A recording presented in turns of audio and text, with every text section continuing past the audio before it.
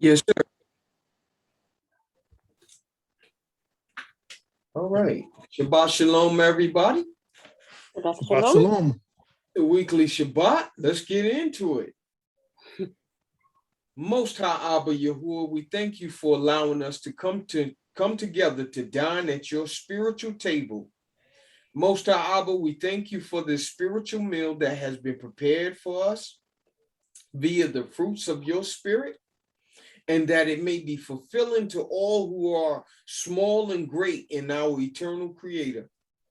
Most High Abba, we ask that this meal remain in our hearts, minds, and spirits, that it may be fulfilling to our spirit man's growth in knowing our Creator, as we did in times past, that we be made perfect with the rest of the heavenly host on earth as it is in heaven.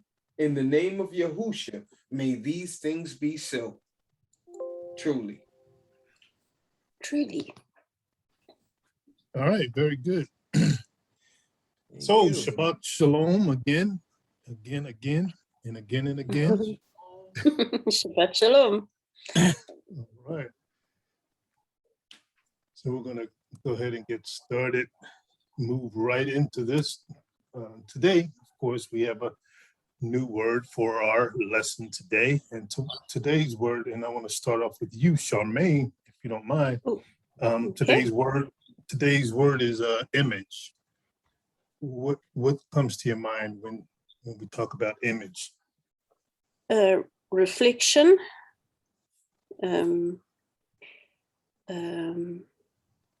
Something that you can see. Mm-hmm. And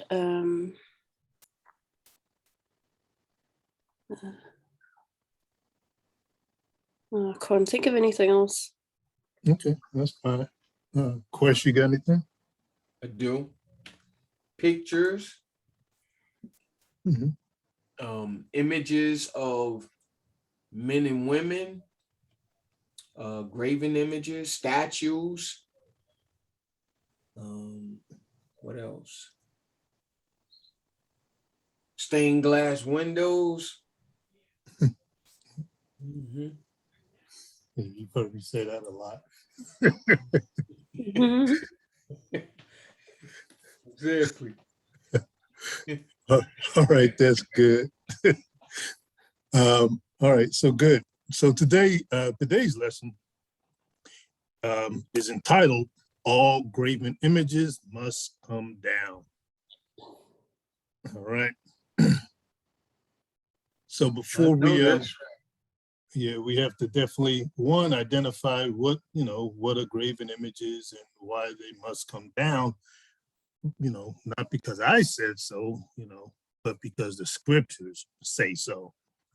All right. So first, I want to show you guys a video.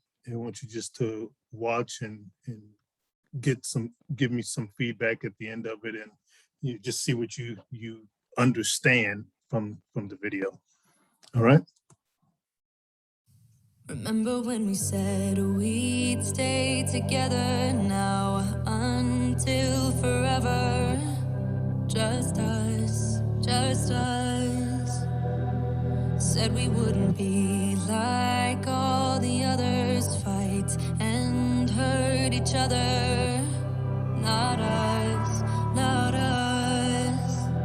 But we let each other down.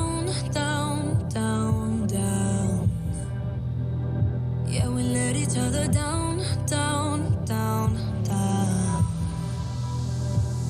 This shouldn't be us.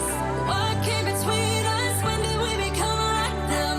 We weren't supposed to break up, but it's too late to make up. Don't know if my heart will mend. No, this should not be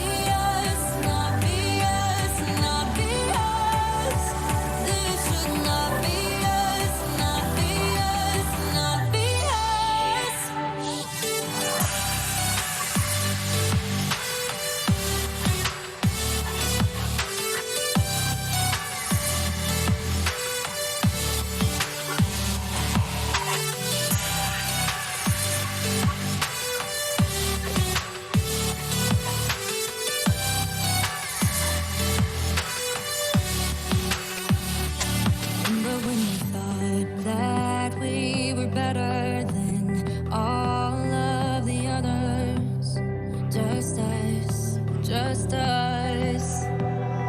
Said we wouldn't let things come between us. Let love rule, not beat us. Not us, not us. But we let each other down, down, down, down. Yeah, we let each other down, down, down, down. This shouldn't be us. What came between us? When did we become like them? We weren't supposed to break up, but it's too late to make up. Don't know what my heart will mend. No, this should not be us. Not be us. Not be us. This should not be us. Not be us. Not be us.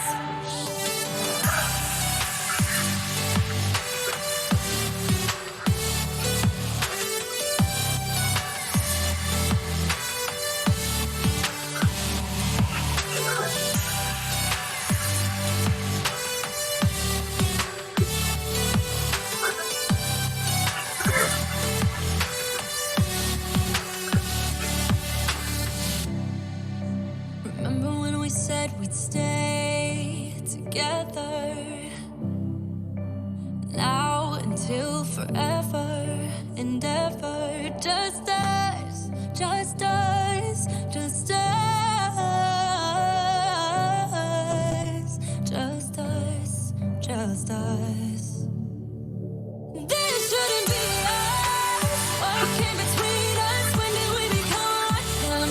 We weren't supposed to break up.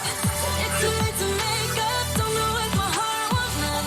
No, this should not be us. Not be us. Not be us. This should not be us. Not be us. Not be us.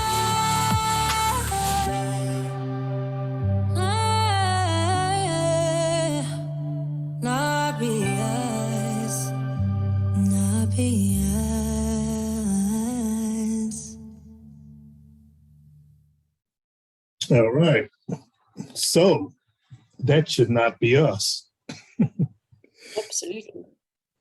So as Oh, we that can was- see, huh?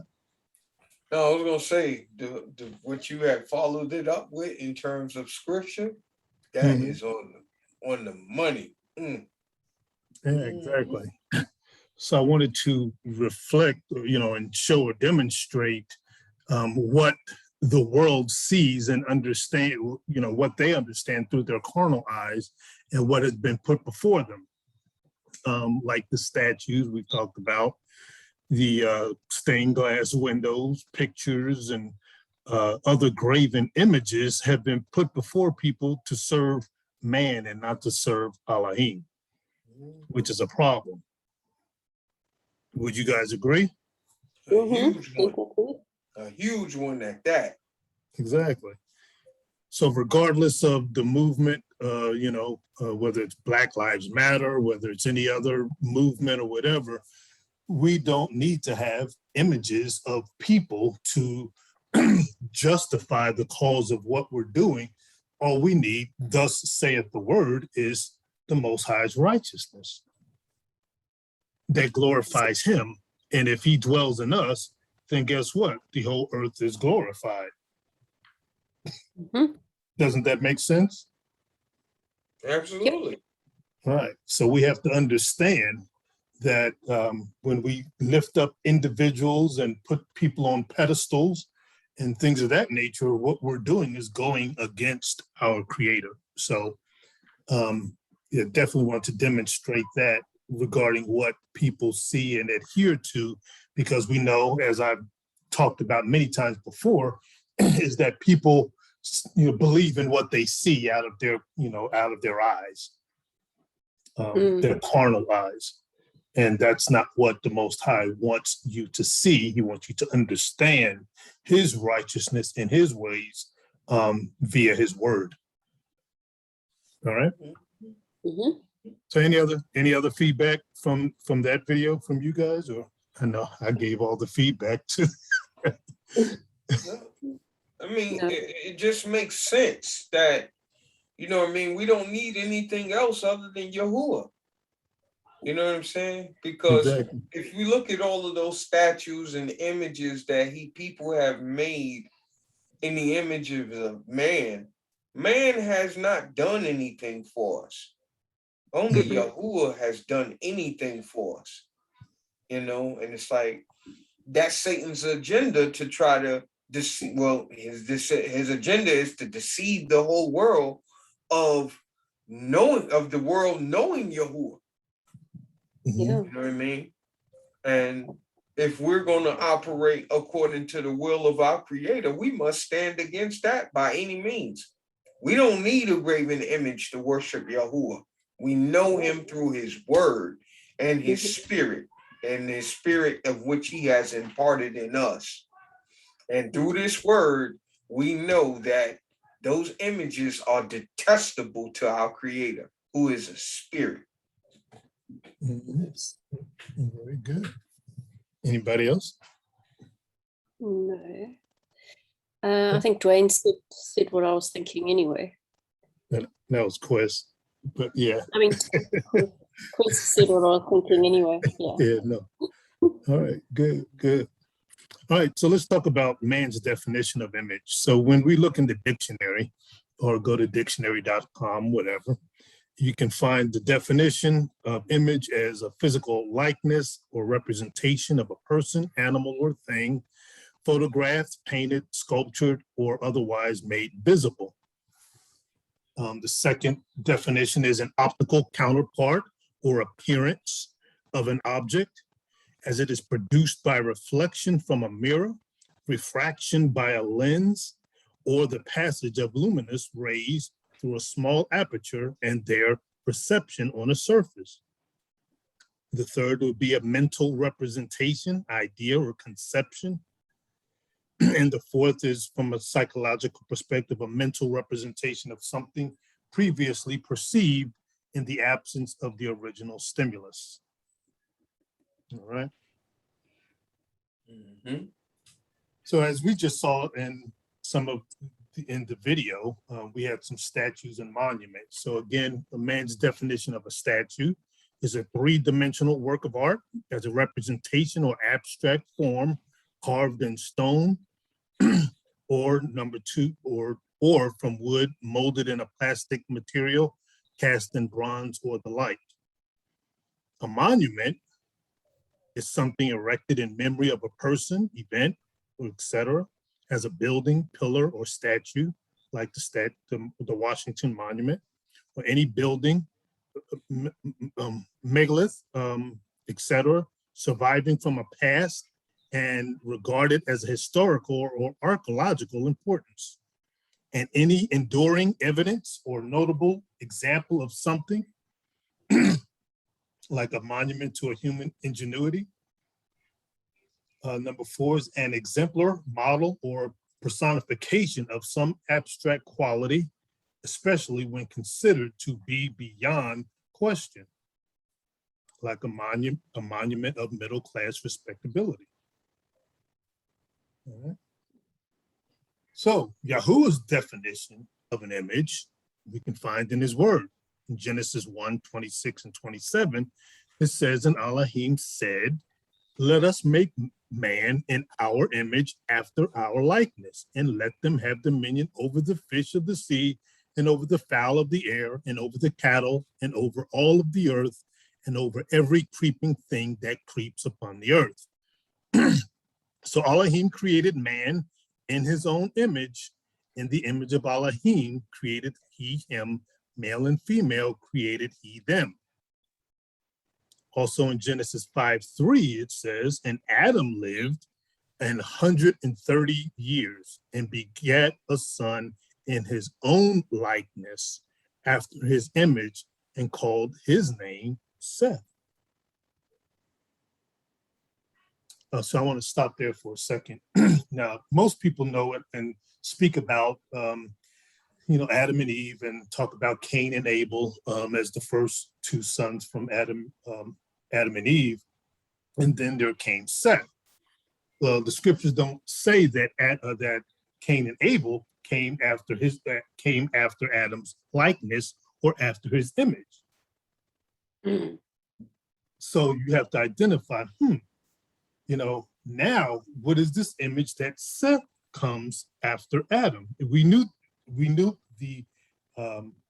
from Genesis 1:26 what Adam came from is from his image and the likeness of the Most High, and now here comes Seth, who comes after Adam's image. So I just want to draw that to your attention. Mm-hmm. All right. So then when we look at David's image, or just in the passage in Psalms, which David wrote, most of the Psalms, or all of the Psalms actually. When we go to Psalm 73, it says, "Surely you did set them in slippery places. You cast them down into destruction. How are they brought into desolation? As in a moment, they are utterly consumed with terror. As a dream when one awakens, so, O Adonai, when you awake, you shall despise their image. Thus my heart was grieved, and I was pricked in my mind. So foolish was I and ignorant. I was as a beast before you. Nevertheless, I am continually with you. You have held me by my right hand. You shall guide me with your counsel, and afterwards receive me to glory. Whom have I in heaven but you? And there is none upon the earth that I desire beside you. My flesh and my heart fails, but Elohim is the strength of my heart and my portion forever." So we know that David had a heart for the Most High. The Most High loved David because of his heart, because of his humility, and his reverence and all of the things. But we also know that David fell short, right? And this is what David speaks of in this passage as well, regarding number one, even in his image, he recognizes how he fell short. Yeah. So that's something, that's admirable for any of us. And this is some of the things that we have to do in our path and in our walk, in our journey. We have to take a good look, like I always say, at the man in the mirror and see where we fall short in our image of our Creator. Does that make sense? Yes. Is that It something does. that you guys find that you may have done or do, or what are your thoughts regarding that? It happens to me all the time. Yeah, I'm it can.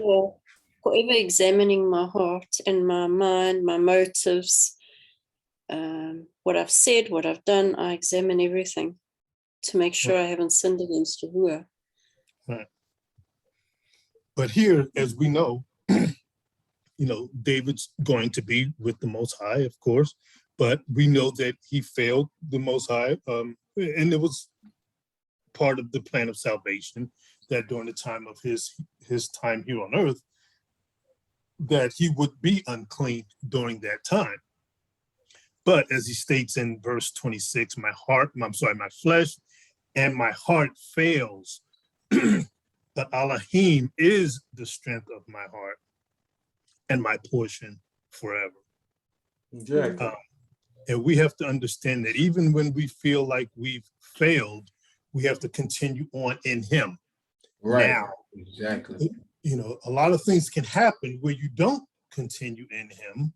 And those are some of the things that have happened over the years as well, as we've talked about and we'll be talking about even more, regarding the things that cause the wickedness to set into one's heart or into society's heart, and into their minds, and how those things take place. And a lot of that is the outward images that we've seen in the video that we just demonstrated, that gets people's minds focused on something else other than who their Creator is. Yes. Yes. It happens quite often. Exactly. Sometimes I fall in that area as well. My mind may be focused on something that's totally contrary, and that's a way of falling. That's the temptation. Exactly. You know what I mean? That's why he Exactly. said, watch in Matthew 26:41, watch and pray that you enter not into temptation. The spirit indeed is willing, but the flesh is weak. Exactly. Exactly. So we also know that graven images wraps or warps your mind, like we were just stating. So physical graven images, including pictures, statues, and monuments, lead to idols and idolatry with subliminal messages and reminders of what man wants you to recognize and remember for their sake and not for the sake of Yahuah. So these graven images serve as a component of branding and searing your mind like a hot iron with man's ways and reminders from a carnal perspective, allowing one to fall prey to the continued delusion of man, thereby being taken further and further away from your creator, Yahuah, whom one is unable to recognize by his spirit. So in other words, these graven images are huge stumbling blocks and snares that has allowed his people to stumble and fall backwards, only to bring those that are of his flock or assembly or church back to him, all according to his plan of salvation. So have you seen the evidence of what graven images have done to the minds of Yahuwah's people? Mm-hmm. Yeah, Yeah. it's all over the world. It's everywhere. Exactly. Exactly. Mm-hmm. Give me some examples of how you've seen it.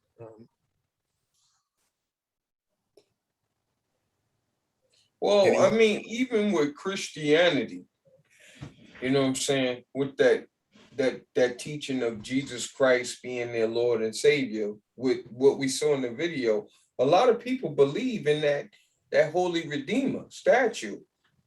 Mm-hmm. They believe that that's the place that we should pray, and you know, it reinforces in their mind that Jesus is the way, when that is a graven image or idol that is not our creator. You know, so people have stumbled of looking at literal figures and physical graven images as a way of trying to find their God, when that's not the case. They have fallen backwards, you know, and they will be brought out of that when they realize, when the Most High removes the veil from their eyes, that that's not what they should be looking forward to. They should be looking for their spiritual creator.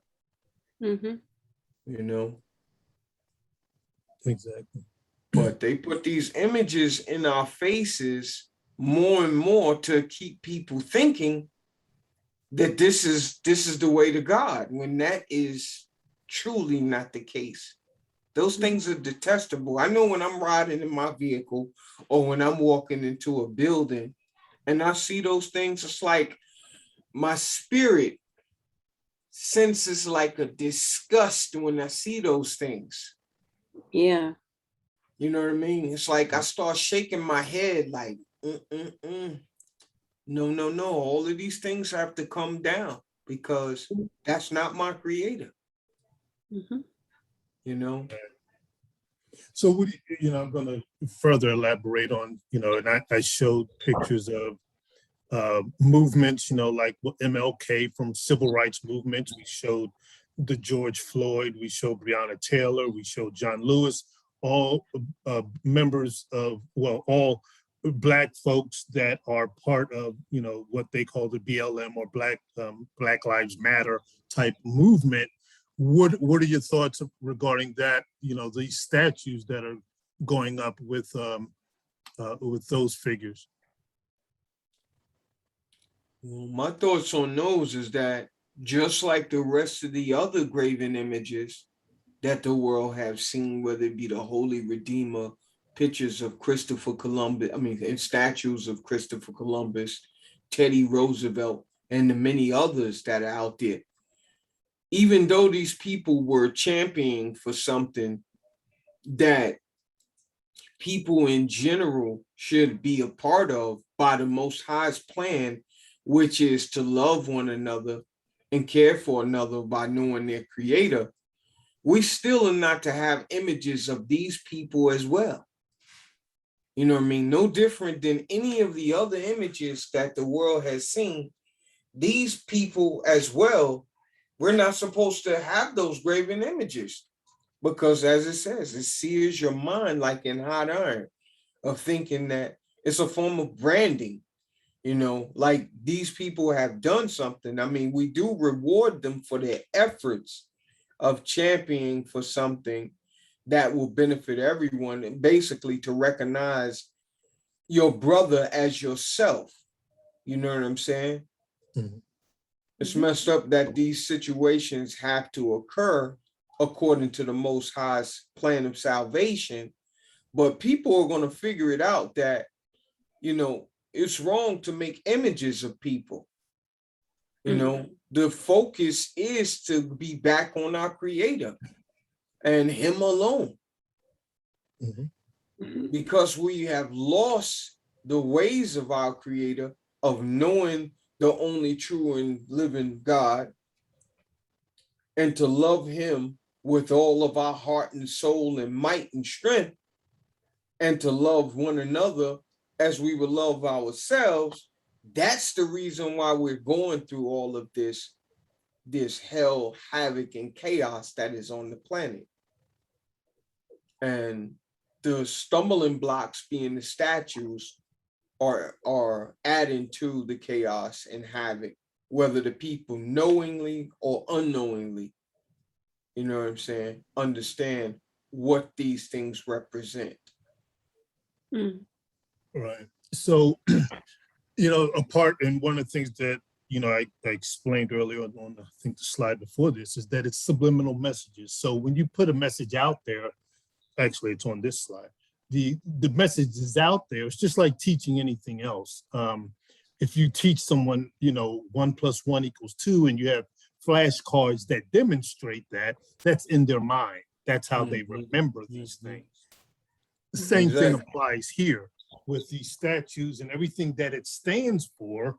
That's what's in someone's mind subliminally, whether they recognize it or not. It's in your mind from a very carnal perspective. So what it does, as they elevate a person, whether it's a Christopher Columbus or Martin Luther King or a George Floyd or Breonna Taylor or anyone else for a cause, those things now eliminate who our creator is and what he wants in your mind and heart out of the situation. Now, just as Quest just mentioned, are we to forget, you know, when we see these things happening, we are to recognize what's at play. What's at play are the things that are in high places, the principalities and powers that are in high places. That's what's at play. That's what we have to understand and recognize, that the struggle and the spiritual warfare is between the Most High and evil, righteousness and unrighteousness. And that resides in the people, both individually and collectively. So when we recognize these things from an individual, and then we see the collective efforts that may manifest or things that happen to an individual, sometimes we elevate, you know, what mankind has done was to elevate that individual instead of looking at the bigger picture as to what all of this, you know, how did this come about and what are we doing here? And then fighting that spiritual warfare from a righteous and unrighteous perspective versus elevating a man or a woman in the place of that. We know that we've had, you know, today we have, you know, about 8 billion people on the planet. Of course, we've had several billion that came before us. Many people have done many things in the struggle for mankind, you know, to present day. Are there statues of those people? No, they're not. There's no way that, you know, we can have a statue, nor should we, of every person that makes a difference, because that's what we're supposed to do for one another. We should recognize those things by the Spirit, understanding, you know, righteousness through the things that we've had. this is where we fell from grace in the beginning, from the days of Adam, when we had everything together. People didn't realize how much you had until you lost it.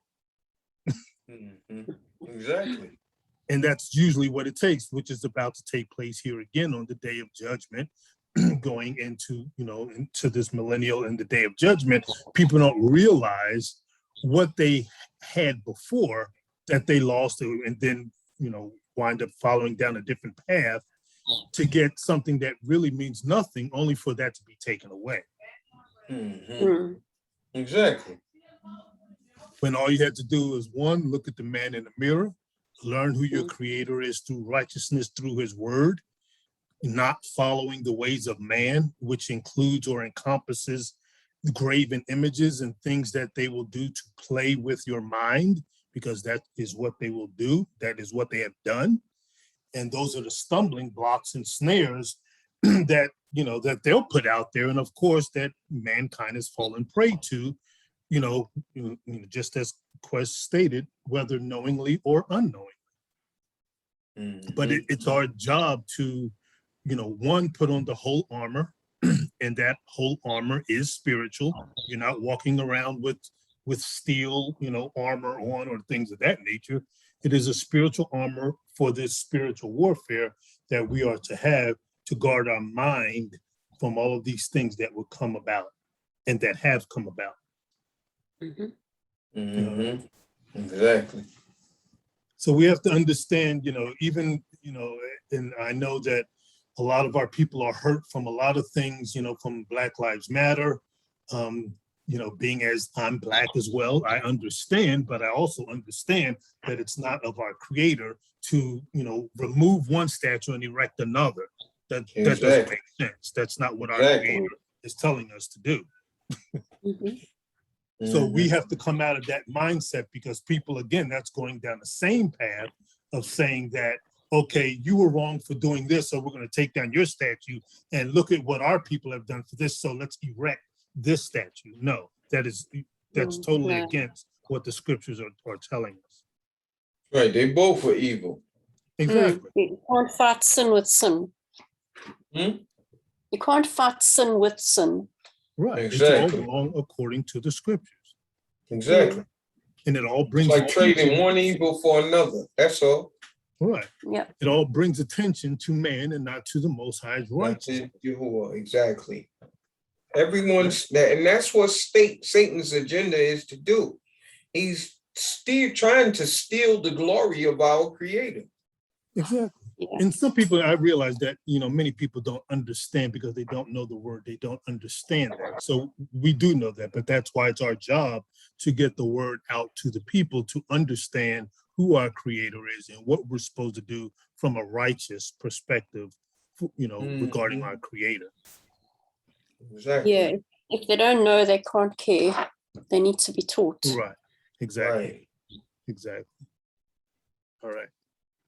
So let's talk about some scriptures regarding having no graven images. So in Exodus 23-6, the scriptures declare and says, "You shall have no other Elohims before me. You shall not make unto you any graven image or any likeness of anything that is in heaven above, or that is in the earth beneath, or that is in the water underneath.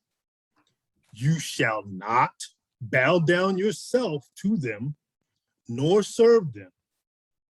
For I am Elohim, am a jealous Elohim, visiting the iniquity of the fathers upon the children unto the third and fourth generation of them that hate me,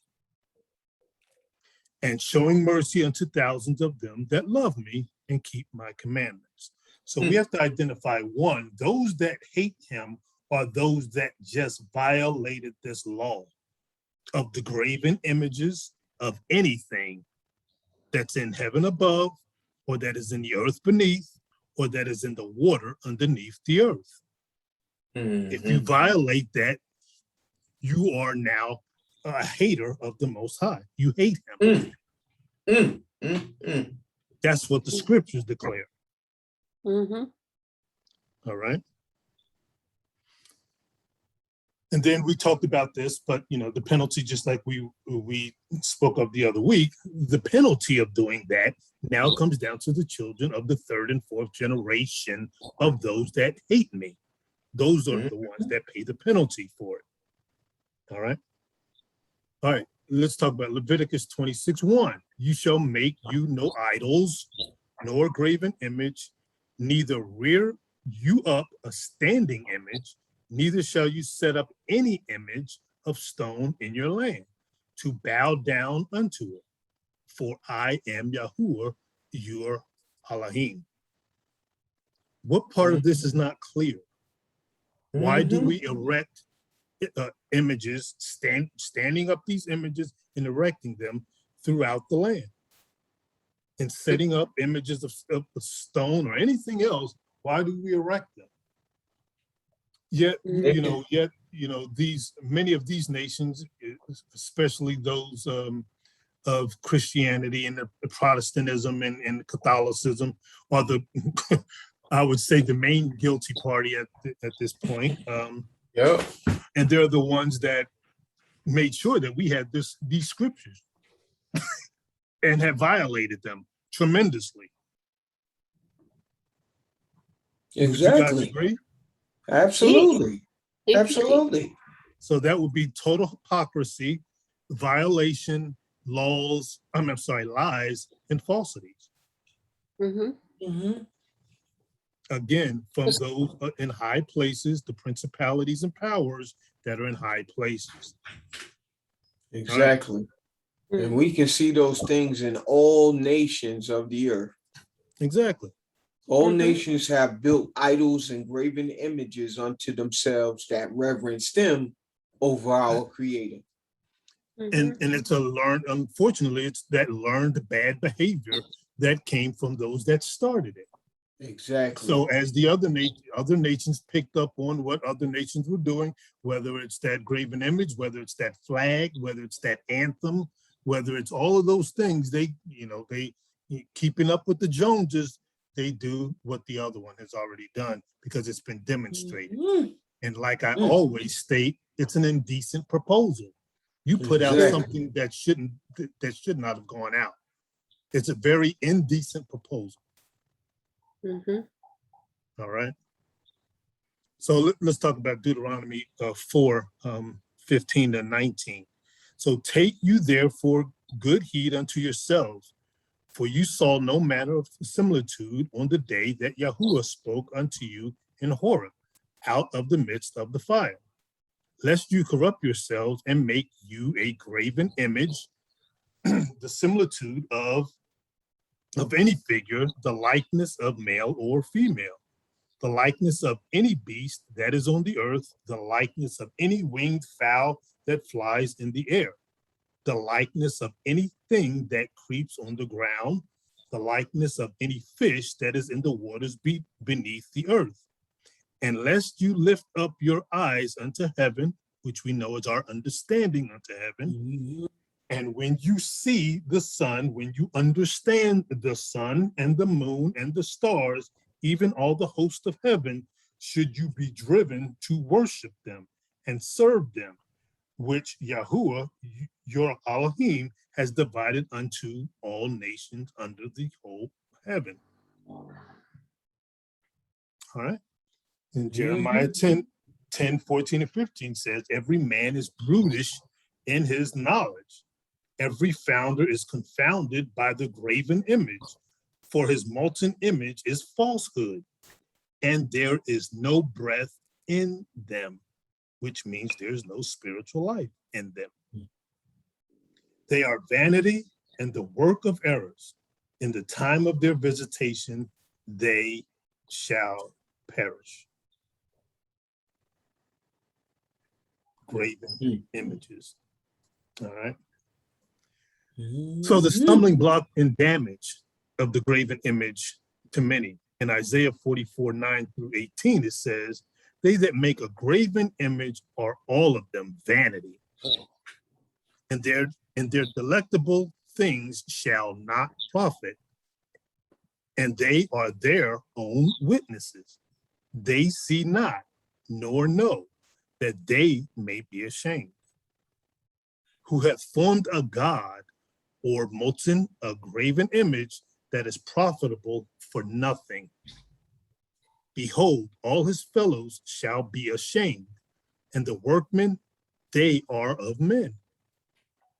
Let them all be gathered together, let them stand up, yet they shall fear, and they shall be ashamed together. The smith with tongs both worketh in the coals, and fashions it with hammers, and worketh it with the strength of his arms. Yea, he is hungry, and his strength fails. He drinks no water and is faint. The carpenter stretches out his rule. He marks it out with a line. He fits it with planes. He marks it out with the compass, and makes it after the figure of a man, according to the beauty of a man, that it may remain in the house.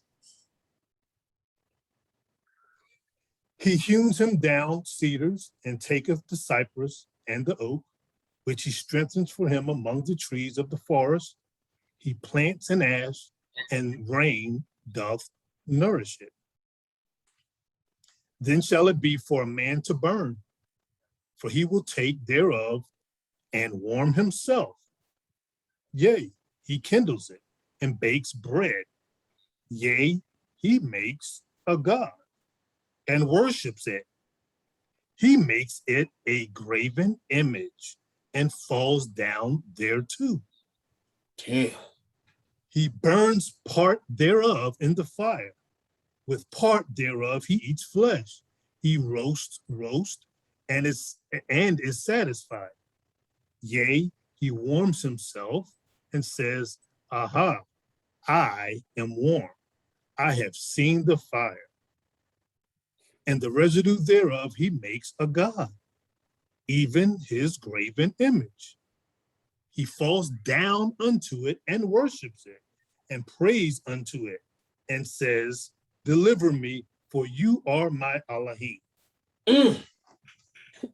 They have not known nor understood, for he has shut their eyes that they cannot see, and their hearts that they cannot understand. It's powerful. That's It is powerful. Exactly.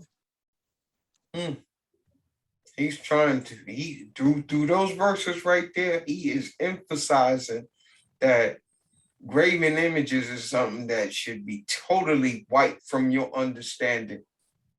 You know, and everything that comes with it. That's, a part of it. And that's what people have to realize. They'll look at the image and say, oh, well, no, I go to church. It's not for the image, this, that, and the other. I go to learn other things, but that image is in your church. Everything that you worship is part of that image. It's idolatry. It's against our Creator. Exactly. So if any part of that is you're worshiping something other than your Creator. It's idolatry. You can't change it to be anything else. exactly. All right. Yeah, your ministry is built upon it. Exactly. All right. Verse 10 says a lot, though. Huh?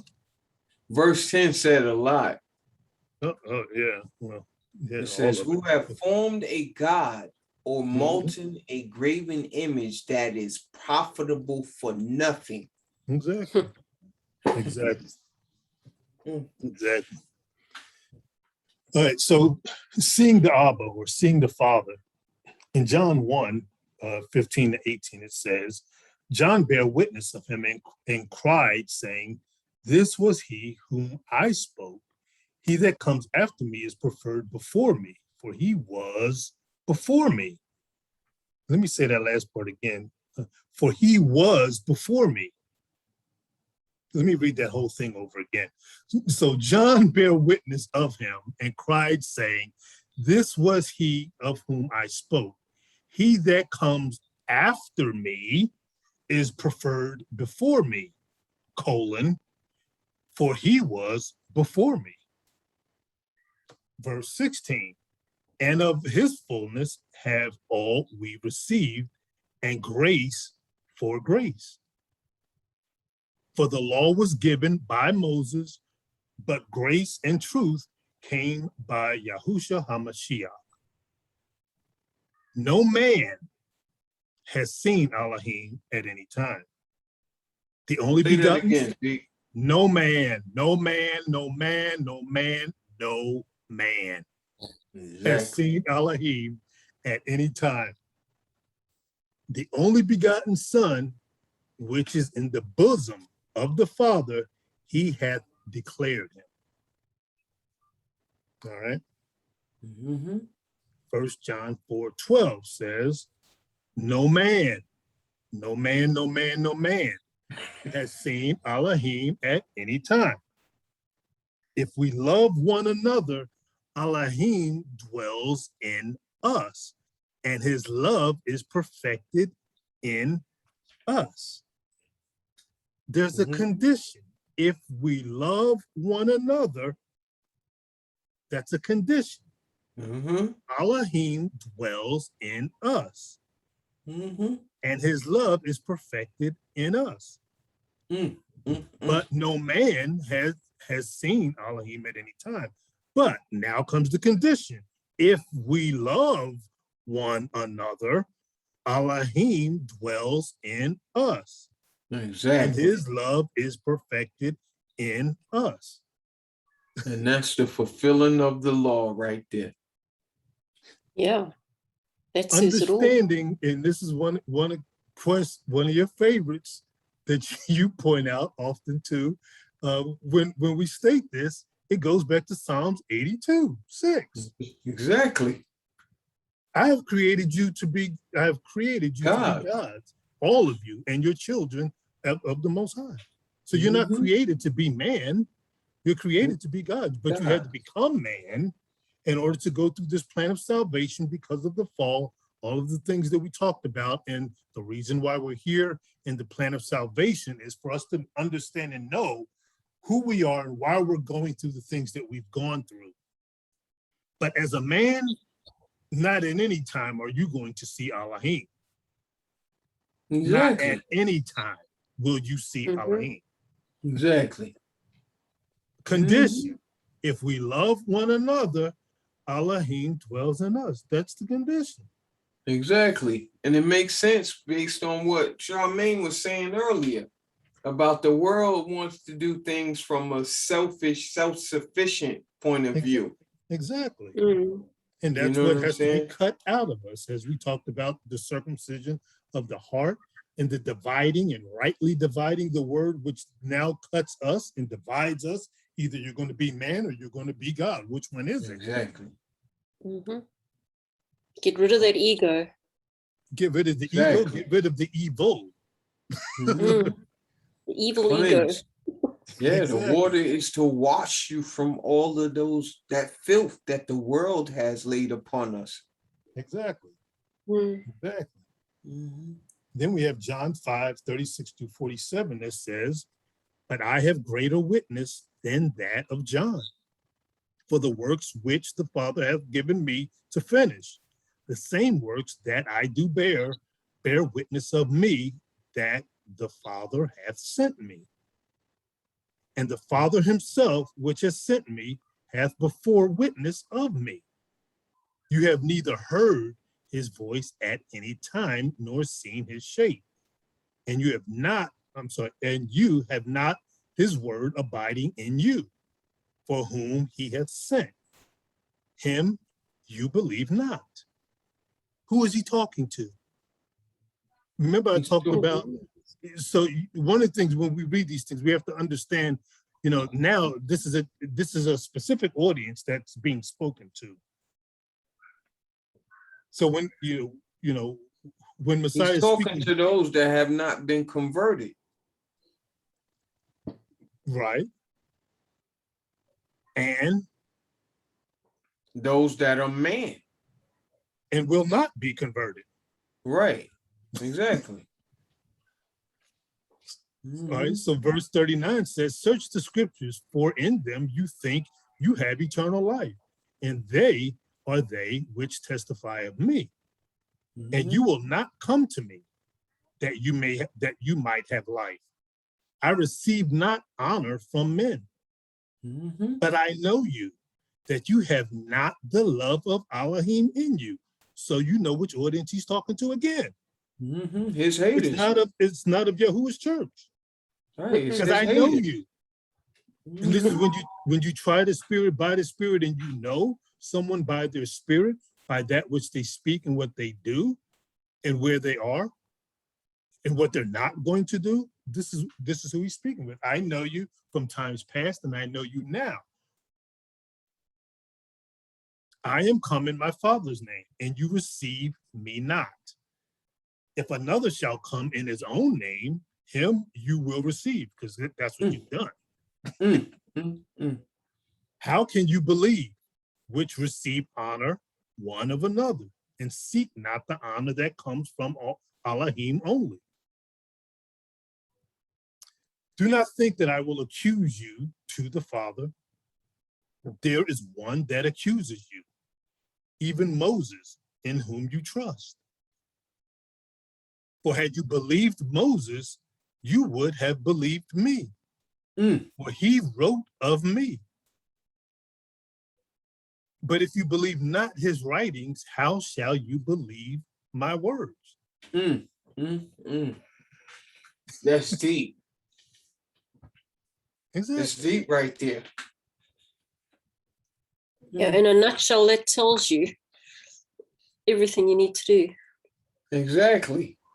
Study his word, then you'll know. You'll know And the that's truth. the only way that you will see the Father and the Son.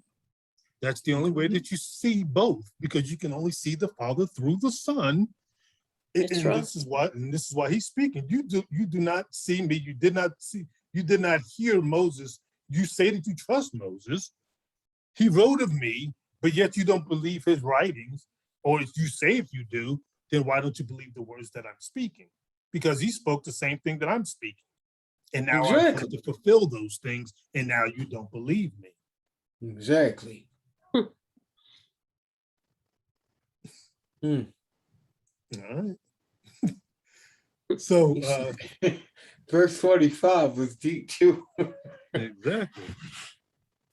So the image of Elohim, Yahuah, in Colossians 1:15-17, it says, who is the image of the invisible Elohim, the firstborn of every creature? For by him were all things created that are in heaven and that are in earth, visible and invisible, whether they be thrones or dominions or principalities or powers. All things were created by him and for him. And he is before all things, and by him all things consist. Exactly. Most of them stumble on verse 16. Right, who are visible and invisible. For by him were all things created that are in heaven and that are in earth, visible and invisible. Right. Whether they be thrones, dominions, or principalities or powers, all things were created by him and for him. Therefore, his plan of salvation. Exactly. That word heaven tripped a lot of them up. Well, yeah. Well, they don't know the scripture. They don't understand the breakdown of the heavens. Right. Yeah. That's a big part of it. But they're stumbling before they even get to the heaven part. From my discussion with many, it's not heaven that's where they're stumbling so much of. It's over all of it. Visible and invisible. Right. They don't want to acknowledge, our creator, because they're acknowledging those statues. They're acknowledging what man does. They're acknowledging pictures and stained glass windows. They're acknowledging any graven image, but they're not acknowledging the righteousness of a spirit that dwells in Yahuwah's people. Exactly. We get dismissed. All right. So 2 Corinthians 4:1-6. Therefore, seeing we have this ministry, as we have received mercy, we faint not, but have renounced the hidden things of dishonesty, not walking in craftiness, nor handling the word of Elohim deceitfully, but by manifestation of the truth, commending ourselves to every man's conscience in the sight of Elohim. But if our gospel be hid, it is hid to them that are lost, in whom the God of this world hath blinded the minds of them which believe not, lest the light of the glorious gospel of Mashiach, who is the image of Elohim, should shine unto them. For we preach not ourselves, but Yahusha HaMashiach, ourselves, your servants, for Yahusha's sake. For Elohim, who commanded the light to shine out of darkness, hath shined in our hearts to give the light of the knowledge of the glory of Elohim in the face of Yahshua HaMashiach. So back to 2 Corinthians 4:4, regarding the image of Yahuah, and who is the image of Elohim, in whom God of this world hath blinded the minds of them which believe not, lest the light of the glorious gospel of Mashiach, who is the image of Elohim. Exactly. Yeah. Right. Exactly. They're looking for something physical when the image of the Most High is in those that are comprised of the body of Messiah. Exactly. All right. So Philippians 2:5-8. Let this mind be in you, which was also in Yahusha HaMashiach. Let this mind be in you, which was also in Yahusha HaMashiach. Let this mind be in you, which was also in Yahusha HaMashiach. Go get him, Zeke.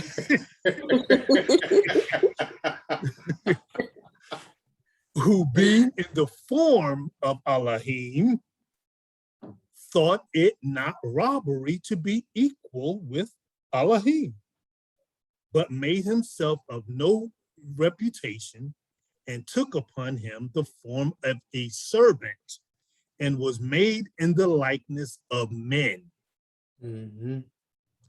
And being found in fashion as a man, he humbled himself and became obedient unto death, even the death of the cross.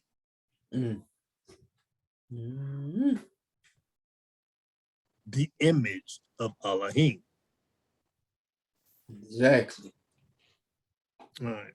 So keep that in mind. I want to show you just another quick video, all according about graven images, because there's another component that we really haven't spoken about regarding graven images, which is a part of the equation as well, because most people think of graven images as the things that we spoke of, but let's address it from the another perspective of the things that are also a graven image that most people do not think of as a graven image. All right.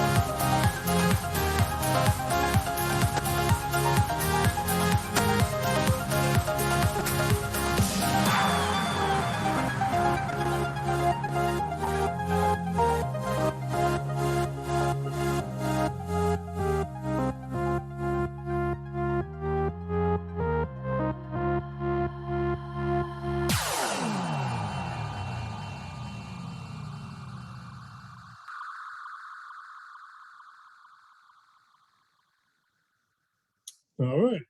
So the graven images are also these buildings where the Most High does not dwell. These temples, synagogues, mosques, places made with the hands and powers of men. They are also graven images.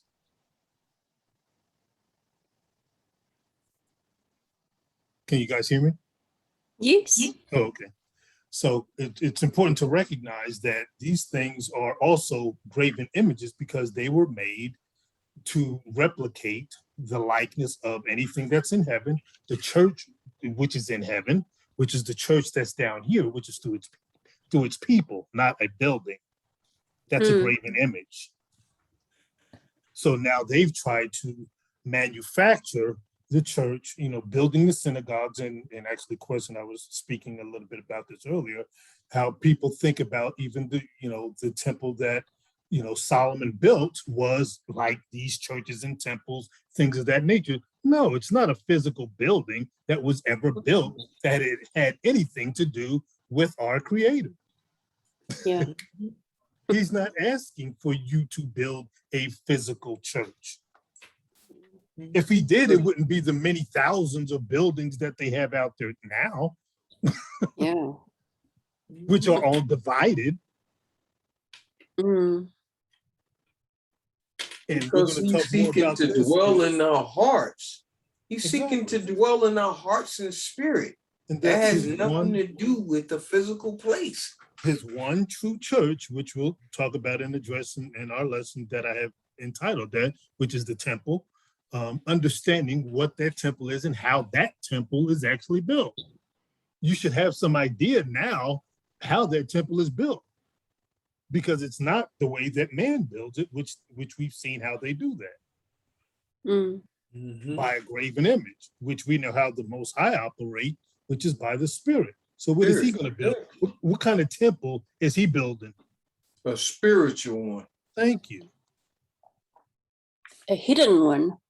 Exactly. Well, it's going to be manifested to the world. Right. It's hidden from those that don't know.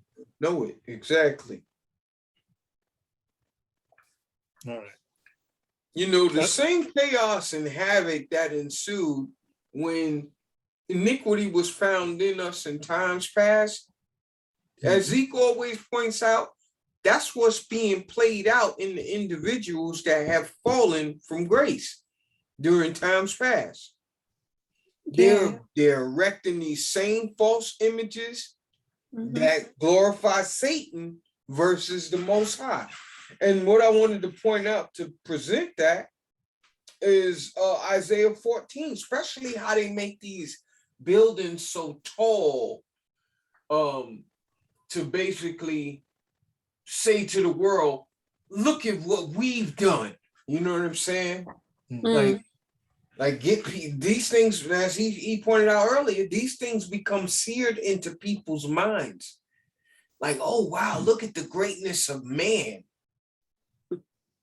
You know what I mean? When that's not where their focus is supposed to be. But it says in Isaiah chapter 14, how are you falling from heaven, O Lucifer, son of the morning? How are you cut down to the ground, which did weaken the nations? That's why the nations is doing this, because they still have that spirit of error or delusion that has caused them to build these graven images.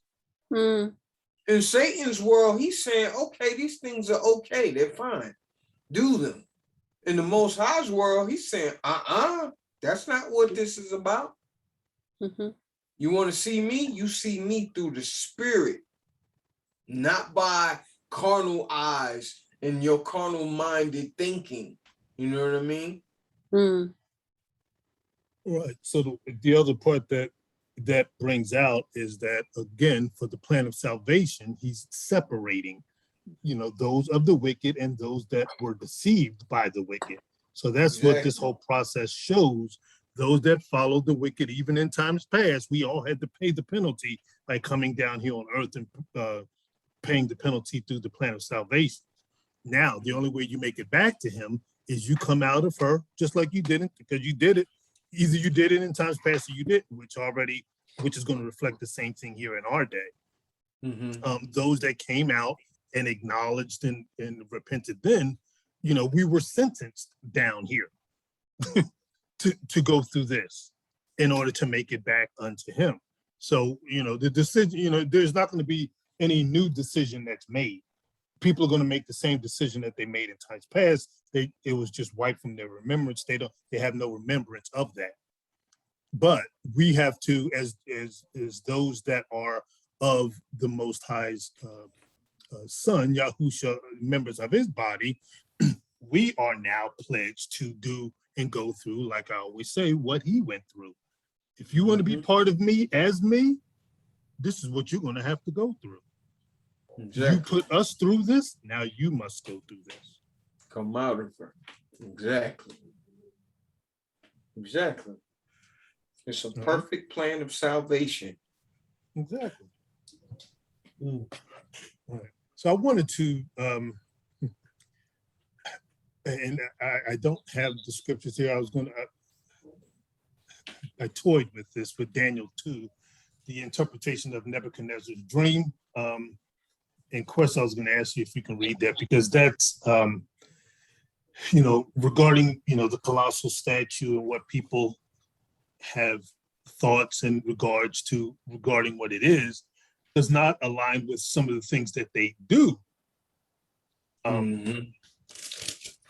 So would you mind reading that, Daniel chapter 2? No problem. All right. Taking it from the top. Yeah, please. Okay. It says, and in the second year of the reign of Nebuchadnezzar, Nebuchadnezzar dreamed dreams, wherewith his spirit was troubled, and his sleep broke from him. Verse 2, then the king commanded to call the magicians and the astrologers and the sorcerers and the Chaldeans for to show the king his dreams. So they came and stood before the king. And the king said unto them, I have dreamed a dream, and my spirit was troubled to know the dream. Verse 4, then spoke the Chaldeans to the king in Syriac, O king, live forever. Tell your servants the dream, and we will show the interpretation. Verse 5, the king answered and said to the Chaldeans, the thing is gone from me. If you will not make known unto me the dream with the interpretation thereof, you shall be cut in pieces, and your houses shall be made a dunghill. Sure. But if you show the dream and the interpretation thereof, you shall receive of me gifts and rewards and great honor. Therefore, show me the dream and the interpretation thereof. They answered again and said, let the king tell his servants the dream, and we will show the interpretation of it. Verse 8, the king answered and said, I know of certainty that you would gain the time, because you see the thing is gone from me. Verse 9, but if you will not make known unto me the dream, there is but one decree for you. For you have prepared lying and corrupt words to speak before me till the time be changed. Therefore, tell me the dream, and I shall know that you can show me the interpretation thereof. Verse 10, the Chaldeans answered before the king and said, there is not a man upon the earth that can show the king's matter. Therefore, there is no king, lord, nor ruler that acts such things at any magician or astrologer or Chaldean. Verse 11, and it is a rare thing that the king requireth, and there is none other that can show it before the king except the gods, whose dwelling is not with flesh. Verse 12. For this cause the king was angry and very furious, and commanded to destroy the wise men of Babylon. And the decree went forth that the wise men should be slain, and they sought Daniel and his fellows to be slain. Verse 14. Then Daniel answered with counsel and wisdom to Arioch, the captain of the king's guard, which was gone forth to slay the wise men of Babylon. Verse 15. He answered and said to Arioch, the king's captain, why is the decree so hasty from the king? Then Arioch made the thing known to Daniel. 16. Then Daniel went in and desired of the king that he would give him time, and that he would show the king the interpretation. Verse 17. Then Daniel went to his house and made the thing known to Hananiah, Mishael, and Azariah, his companions. Verse 18. That they would desire mercies of the Elohim of heaven concerning this secret, that Daniel and his fellows should not perish with the rest of the wise men of Babylon. Verse 19. Then was the secret revealed unto Daniel in a night vision. Then Daniel blessed the Elohim of heaven. Verse 20.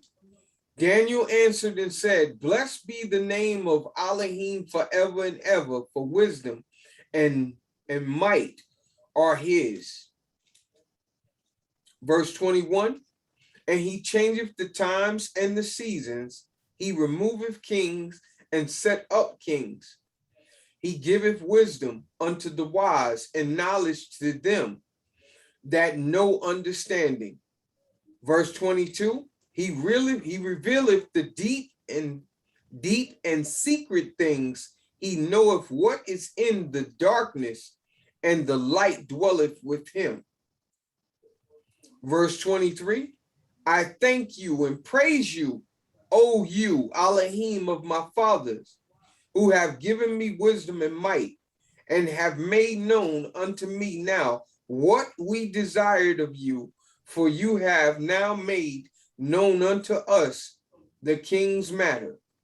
Therefore Daniel went in unto Arioch, whom the king had ordained to destroy the wise men of Babylon. He went and said thus unto him, destroy not the wise men of Babylon. Bring me in before the king, and I will show unto the king the interpretation. Verse 25. Then Arioch brought in Daniel before the king in haste, and said thus unto him, I have found a man of the captives of Judah that will make known unto the king the interpretation. Verse 26. The king answered and said to Daniel, whose name was Belshazzar, are you able to make known unto me the dream which I have seen and the interpretation thereof? Verse 27. Daniel answered in the presence of the king and said, the secret which the king have demanded, cannot the wise men, the astrologers, the magicians, the soothsayers show unto the king? Verse 28. But there is a Elohim in heaven that revealeth secrets and maketh known to the king Nebuchadnezzar what shall be in the latter days. Your dream, the vision, and the visions of your head upon your bed are these. Verse 29. As for you, O king, your thoughts came into your mind upon your bed, what should come to pass hereafter. And he that revealeth secrets maketh known to you what shall come to pass. Verse 30. But as for me, this secret is not revealed to me for any wisdom that I have more than any living. but for their sakes that shall make known the interpretation to the king, and that you mightest know the thoughts of your heart. Verse 31, you, O king, sawest, and behold, a great image. This great image, whose brightness was excellent, stood before you, and the form thereof was terrible. Verse 32, this image head was of fine gold, his breast and his arms of silver, his belly and his thighs of brass, his legs of iron, his feet part of iron and part of clay. Verse 34, you saw us till that a stone was cut out without hands, which smote the image upon the feet that were of iron and clay, and broke them to pieces. Verse 35, then was the iron, the clay, the brass, the silver, and the gold broken to pieces together, and became like the chaff of the summer threshing floor. And the wind carried them away, that no place was found for them. And the stone that smote the image became a great mountain and filled the whole earth. Verse 36, this is the dream, and we will tell the interpretation thereof before the king. Verse 37, you, O king, are a king of kings, for the God of heaven have given you a kingdom, power, and strength, and glory. Verse 38, and wheresoever the children of men dwell, the beasts of the field and the fowls of the heaven have he given into your hand, and have made you ruler over them all. You are his head of gold. And after you shall arise another kingdom inferior to you, and another third kingdom of brass, which shall bear rule over all the earth. Verse 40, and the fourth kingdom shall be strong as iron, for as much as iron breaketh in pieces and subdueth all things. And as iron that breaketh all these shall it break in pieces and bruise. Verse 41, and whereas you sawest the feet and toes, part of potter's clay, and part of iron, the kingdom shall be divided, but there shall be in it of the strength of the iron, for as much as you sawest the iron mixed with miry clay. Verse 42, and as the toes of the feet were part of iron and part of clay, so the kingdom shall be partly strong and partly broken. Verse 43, and whereas you saw us iron mixed with miry clay, they shall mingle themselves with the seed of men, but they shall not cleave one to another, even as iron is not mixed with clay. Verse 44, and in the days of these kings shall the Elohim of heaven set up a kingdom which shall never be destroyed, and the kingdom shall not be left to other people, but it shall break in pieces and consume all these kingdoms, and it shall stand forever. Verse 45, for as much as you sawest that the stone was cut out of the mountain without hands, and that it broke in pieces the iron, the brass, the clay, the silver, and the gold, the great Elohim have made known to the king what shall come to pass hereafter. And the dream is certain, and the interpretation thereof sure. Verse 46, then the king Nebuchadnezzar. You can stop there. That's good, actually.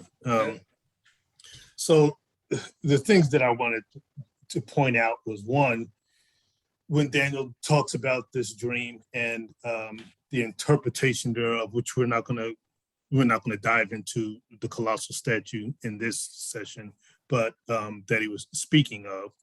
But we and many people know that this is spiritual language, number one, right? That Daniel's interpretation is, and that that he's speaking of different kingdoms on earth and what was going to come to pass, which is what, the king was asking for, what is going to happen. But I want to draw your attention to two specific verses. One is of important, all of it's very important, but back in Daniel 2:30, chapter 2, verse 30, would you read that again, just real quickly? But as for me, this secret is not revealed to me for any wisdom that I have more than any living, but for their sakes that shall make known the interpretation to the king, and that you mightest know the thoughts of your heart. That you might know the thoughts of your heart. That's going to determine all else. It was not, like he said, this secret is not revealed to me for any wisdom that I have more than anybody else or any living thing, or for their sakes, but to make known the interpretation to the king, and that you might know the thoughts of your heart. Exactly. Just like the kings and UN representatives today. And the individuals, not just exactly, everyone pretty much. Both individually and collectively. It's all about our hearts and understanding. So as he goes to, because that's right before he really gets into interpreting the dream, he makes that, that proclamation or that declaration that it's about you knowing your own heart. Right. And that applies to everybody. Exactly. So as you read and understand these things and what the interpretation means, now you get to understand, your heart. So if your heart is for graven images, and even as he speaks about this, what's referred to as the colossal statue, and the beast and the kingdoms of the earth, how you interpret it is going to show where your heart is a lot of times, and understanding is. So, from and I know in Daniel 7, which we're not going to, we talk about this much later, but that goes into more details about the colossal statue and the kingdoms that formulate that, particular statue and the dream, and that and the interpretation thereof as well. But I wanted to bring out this whole part, one, to know about graven images. What it looks like, even from a physical or carnal perspective, is not what's being stated. We know it's spiritual language, number one, and it's symbolizing or symbolism of what is happening spiritually. So all of these things that he just spoke of, he's telling the king what's going to happen from a spiritual perspective. Now, what it looks like, even in reading these words, it looks like, some giant beast and mammoth type of statue of some sort, as one man, and keep that in mind, that it's one man, this one statue that's built of all of these kingdoms that he's speaking of as he interprets this dream.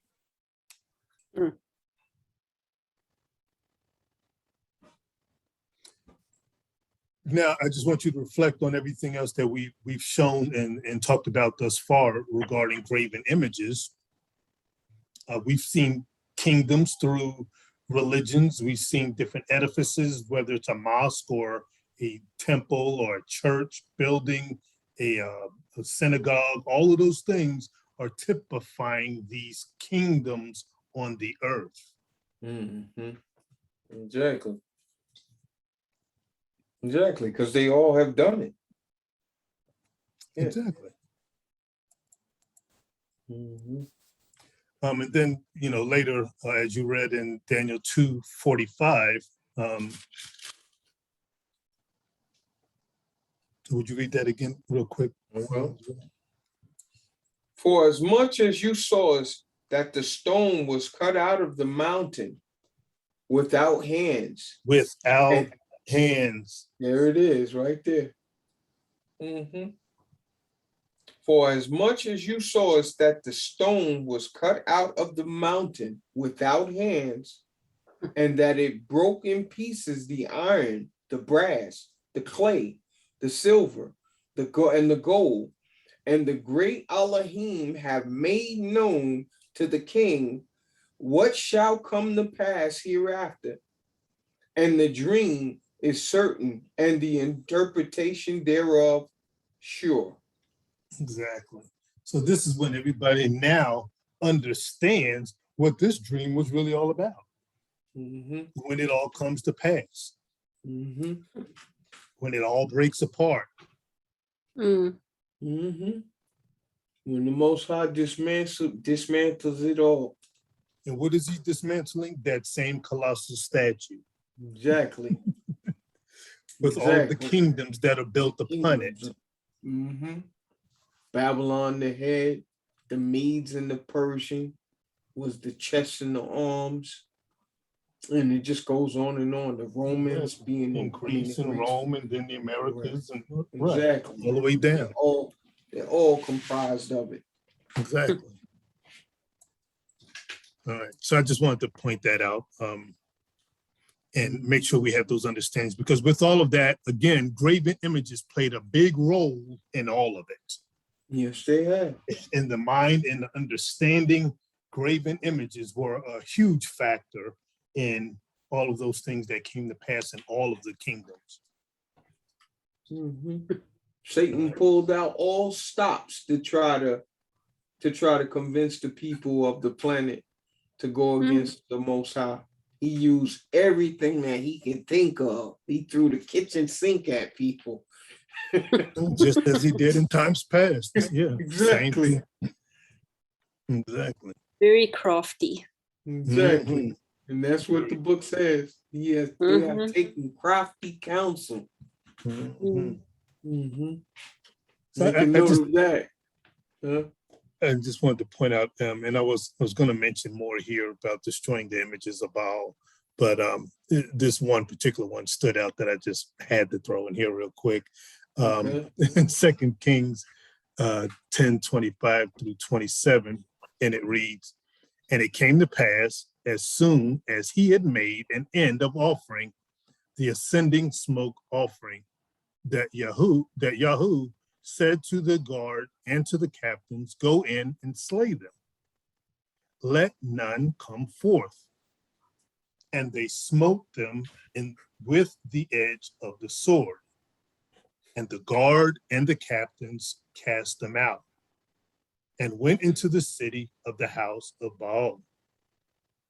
And they brought forth the images out of the house of Baal and burned them." Hallelujah. Hallelujah. And they broke down the image of Baal and broke down the house of Baal and made it a drought house unto this day. Hallelujah. Hallelujah. Exactly. Do you have the one with Dagon in here?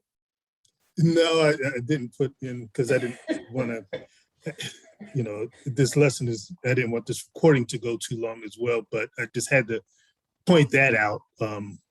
And just a couple things, as we finish up to, I just want to point out, many statues have been removed and are scheduled to be removed since 2020.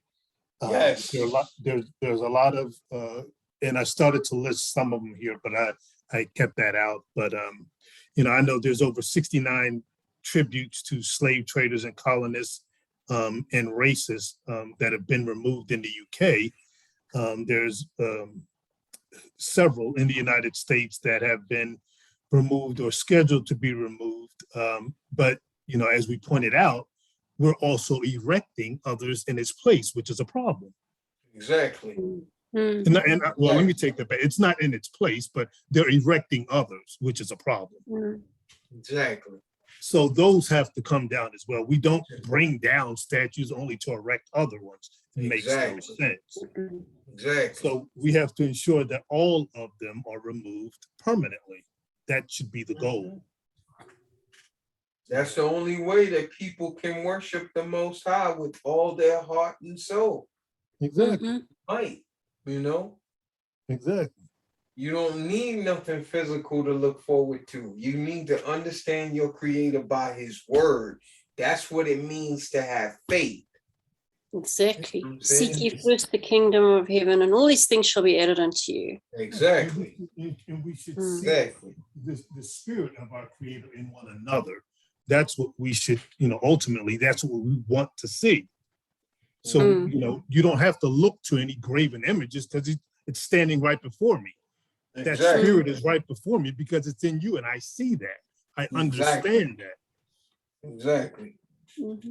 Now, until we understand it, this is what they've had, mankind has had to go through in order to get there.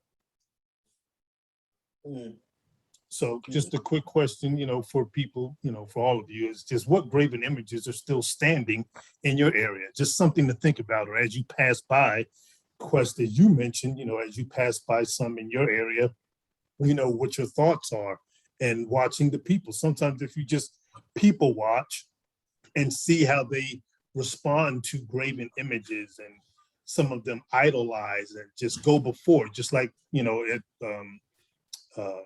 in St. Peter's Square, you see it all the time. People go there every day just to be in the awe of St. Peter's, in that, for Catholicism and all that it represents. Worshiping the image and all of those things, they just go there to, pray or worship, and whatever they want to call themselves doing.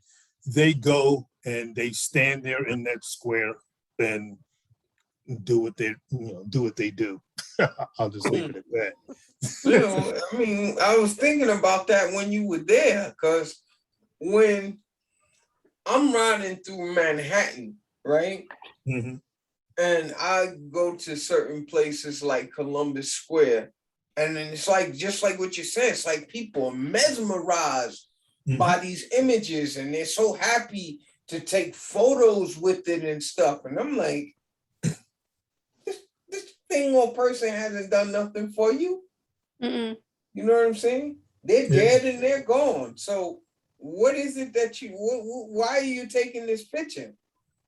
Is the graven image that great that you need to further brand it in your mind by taking a photo? Yeah, it's idolatry. And it shows, so, for a lot of them, because that is what they worship, that is what they understand, and they idolize it. And, that's what I want, you to just continue to watch when you see these things, or watch people and how mesmerized they are when they bow down to them, when the scriptures tell you not to.